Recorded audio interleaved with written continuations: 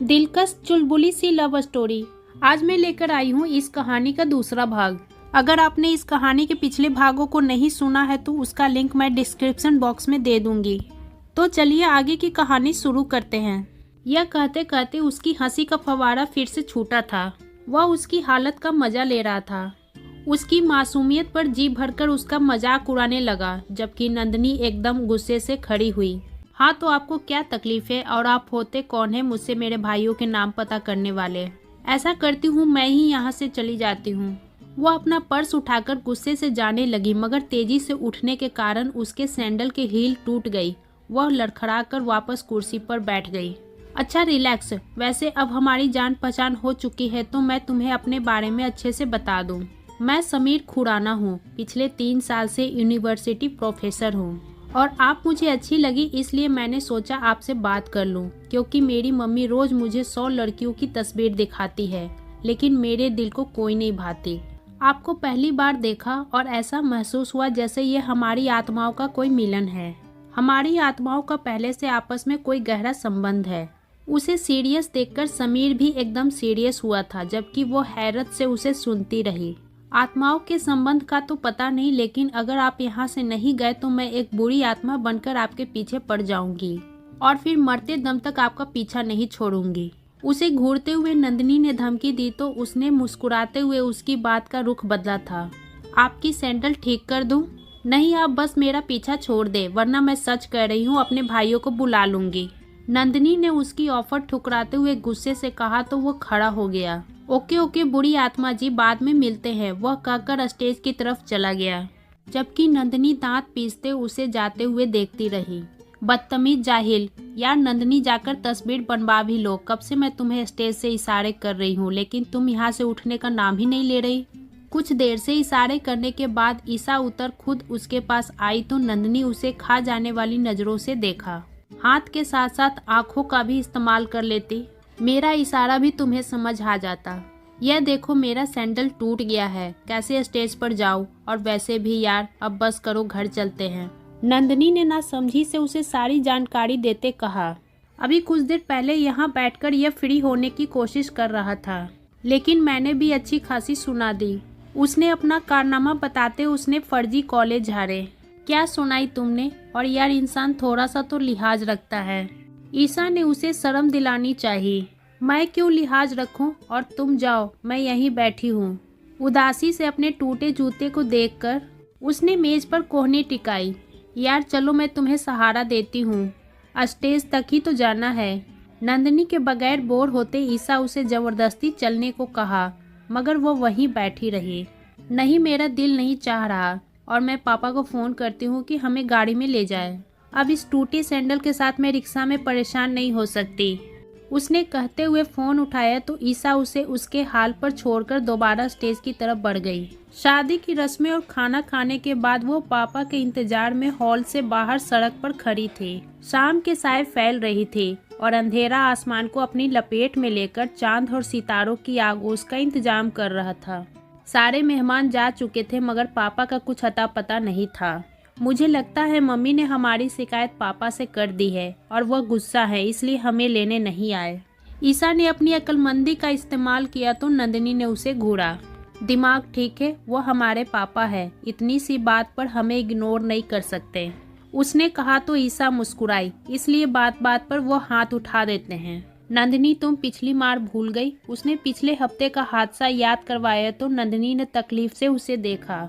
चुप हो जाओ और आगे ऐसी बात मत करना। वो हमारे पापा हैं और हमारी गलतियों पर हम पर सख्ती करने का हक रखते हैं। उसने अपनी उदासी छुपाने के लिए चेहरा मोड़ते हुए कहा, जबकि ईसा हंसी थी।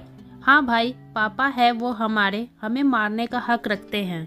खैर चलो, कोई रिक्शा या टैक्सी पकड़ते हैं, वरना रात यहीं गुजारनी पड़ेगी। ईसा ने कहा तो वो दोनों फुटपाथ पर पैदल चलने लगे। यार कोई टैक्सी नजर नहीं आ रही और पापा भी फोन नहीं उठा रहे।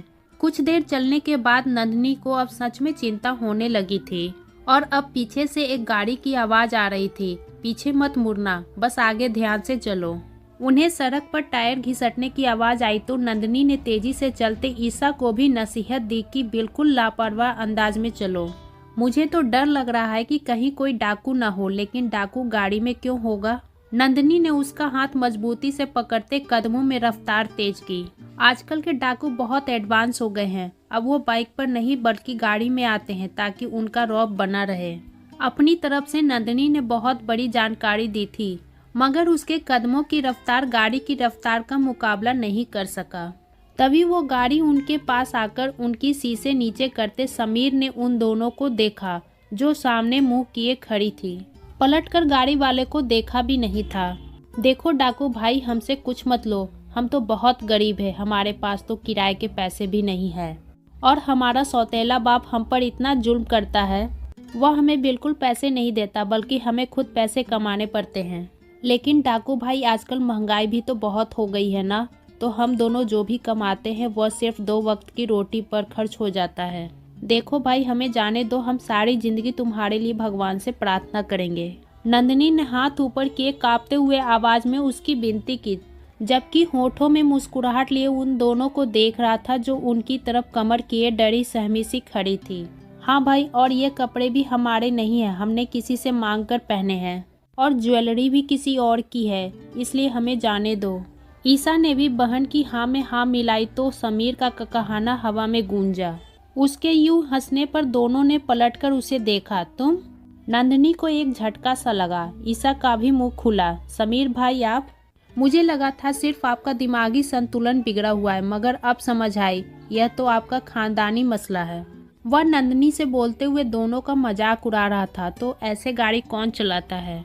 आप तेज भी तो चला सकते थे, और वैसे भी अगर हमारी जगह आप होते तो आप भी डर जाते। नंदिनी ने उसे आईना दिखाया, जबकि वो अब भी मुस्कुरा रहा था। अगर मैं आपकी जगह होता तो जहर खाकर खुदकुशी कर लेता, ताकि धरती से बेवकूफ लोगों का बोझ कुछ कम हो जाता।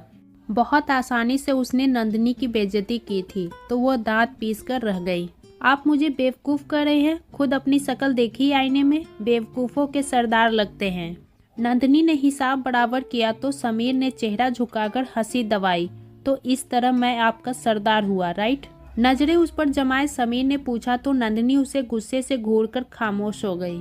सॉरी भाई, वह हमें पता नहीं था कि आप हैं। आप प्लीज हमें घर छोड़ देंगे? असल में हमारे पापा हमें लेने नहीं आए और टैक्सी रिक्शा भी हमें नहीं मिल रहा। ईसा ने आगे बढ़ते बात संभालनी चाहिए तो समीर गाड़ी से उतरा और मुस्कुराकर पिछला दरवाजा खोला। चलो ना नंदिनी, रात हो रही है। ईसा अंदर बैठने लगी थी। फिर नंदिनी को वहीं जमा देखकर उसने जबरदस्ती उसे अपने साथ घसीटा। बैठ जाए, मैं वेजिटेरियन हूँ, इसलिए आप मुझसे बिल्कुल भी न घबराएं। ना चाहते हुए नंदिनी उसकी गाड़ी में बैठ गई थी। वैसे आप करती क्या हैं? गाड़ी अपने सफर पर रवाना थी जब समीर ने शीशे से नंदिनी को देखते सवाल किया। छिछोरे इंसान का दिमाग ठिकाने लगाती हूँ, जल भुनकर बोली तो ईसा ने उसे कोहिनी मारी। यह इंग्लिश से एमए कर रही है, ईसा ने मुस्कुराते हुए कहा तो समीर ने दिलचस्पी से नंदिनी को देखा, जो खिड़की से बाहर के मंजर देख रही थी। फिर तो मुझे इससे इंग्लिश में बात करनी चाहिए, क्यों मिस नंदिनी? उसने दोबारा उसे पुकारा, लेकिन मुझे लगता है कि हमें बात ही नहीं करनी चाहिए। नंदिनी का गुस्सा अभी बरकरार था। ईसा शर्मिंदगी से समीर को देख रही थी। इसका सैंडल टूट गया है, इसलिए ये थोड़ी नाराज है। उसने बेकार में ही नंदिनी की तरफ से सफाई दी तो समीर सर हिलाकर रह गया। आधे घंटे बाद वह घर पहुंच चुके थे। समीर ने उनकी गाड़ी से निकलने के बाद फौरन चला गया। क्या जरूरत थी इतनी बदतमीजी करने की? एक तो उसने लिफ्ट दी, ऊपर से तुम उसे नखरे दिखा रही थी। घंटी बजाते ईसा और उसके बाजू पर थप्पड़ मारा तो उसने भी जवाबी थप्पड़ मारा था। चुप रहो, पूरे 2 मिनट मुझसे छोटी हो, इसलिए तुम इन लड़कों को नहीं जानती। जमाना बहुत खराब है, दुनिया देखी है मैंने। अपनी आदत के मुताबिक उसने अपनी बड़ाई जताई तो ईसा हंस पड़ी। मुझसे 2 मिनट पहले पैदा होकर तुमने दुनिया देख ली है। वाह भाई, बड़ी फास्ट सर्विस है। नंदिनी की बात पर वह खिलखिलाकर हंस पड़ी थी।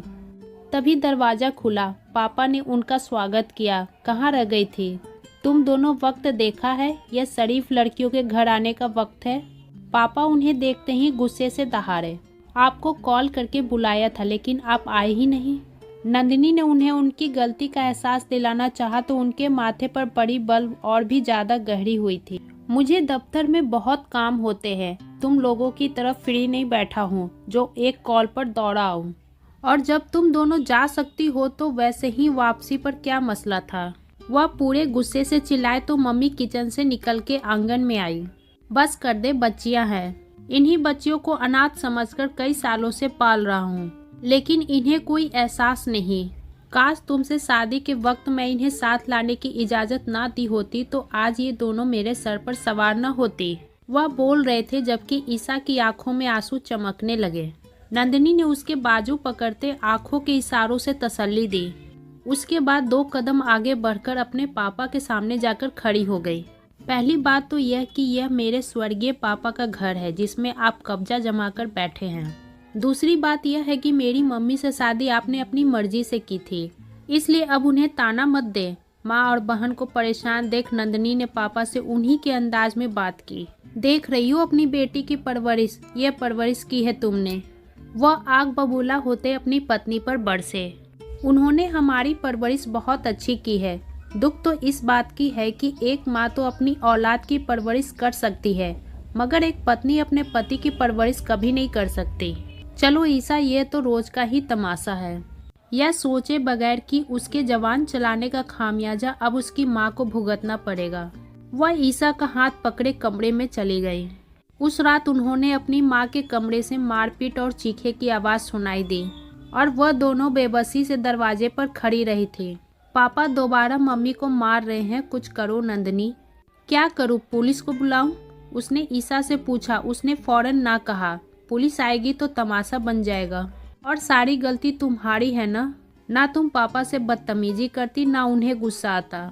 ईसा ने अफसोस से कहा तो वह जहरीली हंसी हंसी थी। उन्हें मारपीट के लिए हमारी गलतियों की जरूरत नहीं होती।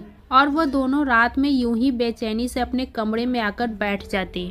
अगली सुबह बहुत उदास थी। मम्मी रूटीन के अनुसार नाश्ता बनाकर उन्हें जगाने आई थी। उनके चेहरे पर मार के निशान थे, मगर उनके व्यवहार से अंदाजा लगाना मुश्किल था कि वो अंदर से क्या महसूस कर रही है। रोज की तरह माँ डांटते हुए जगा रही थी और नंदिनी ने अलमारी से फास्ट एंड बॉक्स निकालते हुए उन्हें बेड पर बैठाया। तलाक क्यों नहीं ले लेती मम्मी? आंसू उसके गालों पर बह रहे थे और वो खामोशी से उनके जख्मों पर मरहम रख रही थी। फिजूल बातें मत करो, मुझे कुछ नहीं हुआ। चलो उठो शाबाश, जल्दी से नाश्ते पर पहुंचो, वरना मुझसे बुरा कोई नहीं होगा। उसे डांटते हुए वो खड़ी हुई और कमरे से निकल गई, जबकि नंदिनी और ईसा ने बेबसी से एक दूसरे को देखा। नाश्ता करने के बाद वो यूनिवर्सिटी गई तो एक नया सदमा उसका इंतजार कर रहा था। वह क्लास की आखिरी कुर्सी पर बैठी किताबें निकाल रही थी जब उसकी सहेली उसके साथ बैठी और बोली, तुम्हें पता है संजय सर का एक्सीडेंट हो गया है। उनकी जगह उनका छोटा भाई कुछ दिन हमारी क्लास लेंगे। इस खबर पर उसका मुंह हैरत से खुला रह गया। क्या हुआ संजय सर को? वो ठीक तो है? अपने पसंदीदा टीचर के हादसे का सुनकर उसे वाकई दुख हुआ था।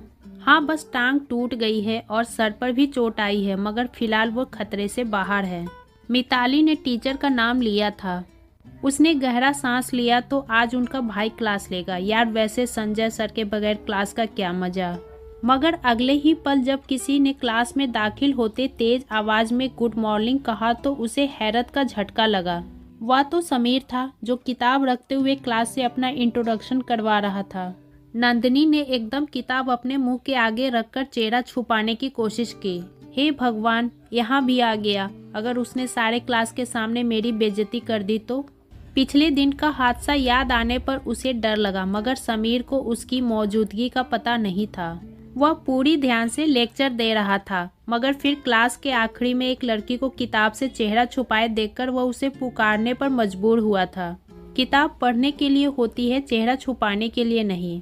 समीर ने कहा तो जहां उसने एकदम किताब नीचे की, वही पूरी क्लास ने गर्दन मोड़कर उसे देखा, जबकि समीर उसे देखकर हैरान रह गया। कुछ पल उसके चेहरे को देखने के बाद ओठों ही ओठों में धीरे से मुस्कुराया और दोबारा पढ़ाने में बिजी हो गया। इस सारे वक्त में नंदिनी उसे कनखियों से बार बार देखती और उससे नजरें मिलने पर दोबारा नजरें झुका लेती। आपको क्या प्रॉब्लम है? क्यों मेरे पीछे पड़ गए हैं? क्लास खत्म होने के बाद समीर के पीछे जाते उसने सवाल किया तो वो धीरे से मुस्कुराया। आप कोई हूर पड़ी? इस कहानी के अगले भाग में कल लेकर आऊंगी। दोस्तों क्या कहना है आपको इस कहानी के बारे में कमेंट करके ज़रूर बताएं। वीडियो को लाइक करें और इसी तरह की रोचक कहानी लगातार देखने और सुनने के लिए हमारे चैनल को सब्सक्राइब कर लीजिए ताकि आने वाले वीडियो का नोटिफिकेशन आपके पास तुरंत पहुंचे। मिलती हूँ आपसे अगली वीडियो में, तब तक के लिए धन्यवाद।